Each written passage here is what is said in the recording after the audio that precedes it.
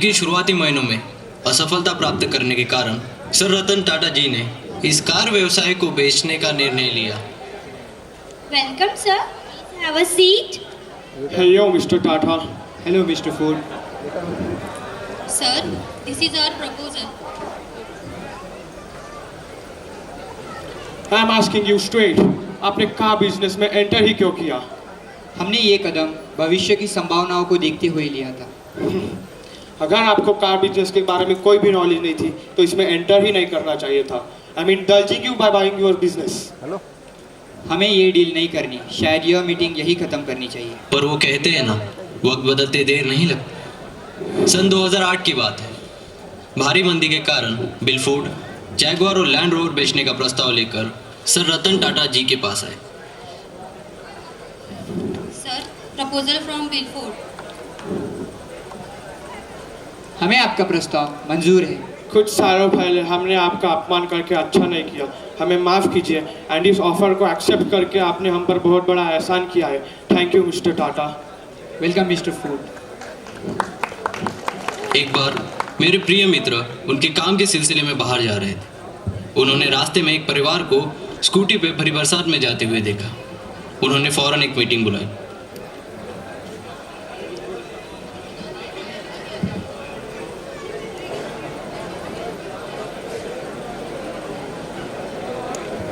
भारत में ऐसे कितने ही लोग होंगे जो गरीबी के चलते गाड़ी नहीं खरीद सकते, जिनके परिवार को भरी बारिश में कितनी परेशानियां होती होगी। हमें उनके लिए कुछ करना चाहिए। गरीबी बहुत बुरी चीज़ है रतन सर। हम उनके लिए एक ऐसी सस्ती और किफ़ायती कार बनाएंगे जो कि भारत का हर परिवार खरीद सके और आज के बाद भारत के किसी भी परिवार को बारिश में भीगना ना पड़े। पर इतने कम पैसे में गाड़ी बनाना असंभव है, और हमने बना भी ली तो हमारा कुछ फ़ायदा तो नहीं बनेगा। हर काम फायदे के लिए नहीं किए जाते, कुछ काम लोगों की भलाई के लिए भी किए जाते हैं। जी सर।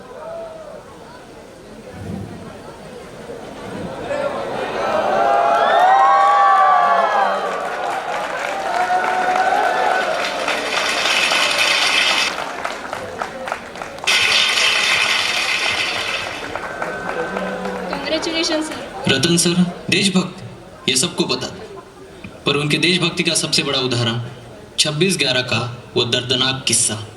रतन सर अपने घर शांति से खाना खा रहे थे, तभी उन्हें एक कॉल आया। हेलो सर मैं ताजमहल में काम करता हूँ। सर हमारे होटल पे हमला हुआ। सर हमें बचाइए सर। रतन सर ने फौरन अपने पीए को कॉल किया। हेलो, तुम जल्द से जल्द ताज होटल पहुंचो और वहाँ फंसे लोगों की मदद करो। मैं आ रहा हूँ। वहाँ पे गेट नंबर 2 के पास कोई भी नहीं दिखना चाहिए, मीडिया वाला, प्रेस वाला, कोई भी नहीं। Come on, fast, quick, move. Sir आपको यहाँ पे नहीं आना चाहिए था, आपकी जान को खतरा है। मुझे मेरी जान की कोई परवाह नहीं, पूरा ताज होटल भी तबाह करना पड़े तब भी चलेगा, बट आप हमारे देशवासियों को बचाइए और फिर उन आतंकवादियों को पकड़िए। सर, ऑफिसर, सर को ऐसे सही सलामत लेके जाओ। What the position, come on, move.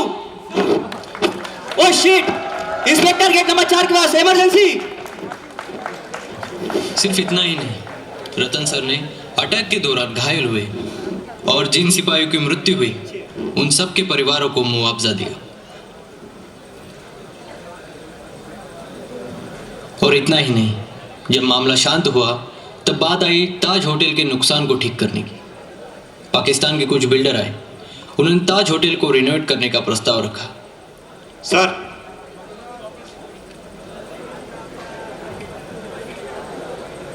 माफ कीजिए, बट मुझे अपने होटल का रिनोवेशन किसी दुश्मन के हाथों नहीं कराना। सर, हमने टेंडर भरा है इस काम के लिए, और याद रखिए हमारे पीछे मिनिस्टर लोगों का हाथ है। इस देश में मिनिस्टर बिक चुके होंगे, पर मैं अभी बिका नहीं हूँ। कृपया करके यहाँ से चले जाइए। मिस्टर टाटा, अगर ये टेंडर हमें नहीं मिला तो हम किसी को मिलने नहीं देंगे। मेरा पूरा होटल टूटा फूटा रहे तब भी मुझे चलेगा, बट मैं अपने होटल का रिनोवेशन किसी दुश्मन के हाथों नहीं दूंगा।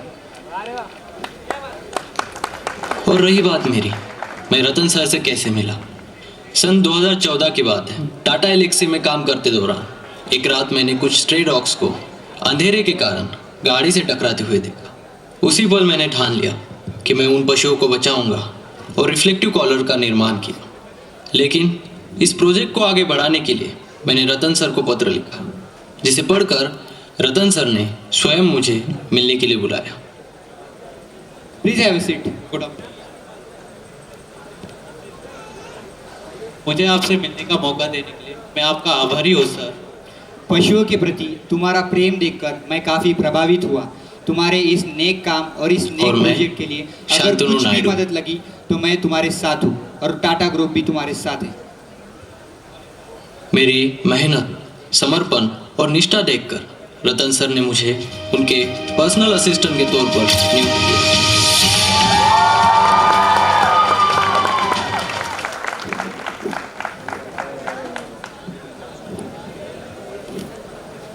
Hello everyone, how are you? I welcome you all to the most excited and awaited show, The Expert Talk. Are you excited to know? तो आज के हमारे गेस्ट है the gem of a nation, Bharat के अनमोल रत्न, the Padma Bhushan holder sir Ratan Tata. Welcome sir, please have a seat.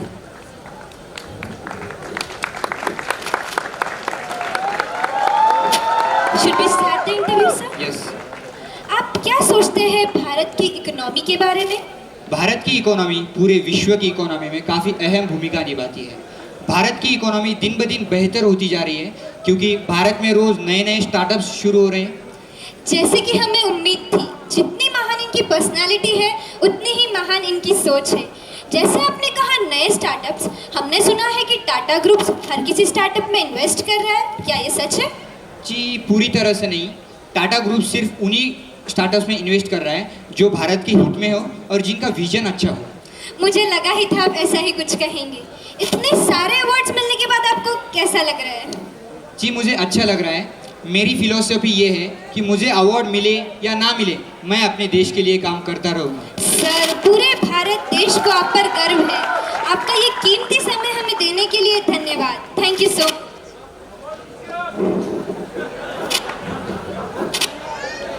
I would like to request Sir Ratan Tata to say a few words.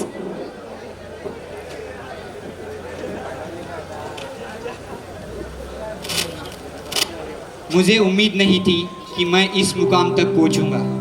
मुझे मेरी दादी ने सिखाया था कि जीवन में कड़ी मेहनत और सच्चाई से काम करना। मैंने वही सीखा और वही जिया। सपने देखिए, लेकिन केवल अपने लिए नहीं, ऐसे सपने देखिए जो लाखों लोगों की ज़िंदगी बदल सके। मैं अपने देश भारत के लिए हमेशा काम करता रहूं, यही मेरा कर्तव्य है। Thank you.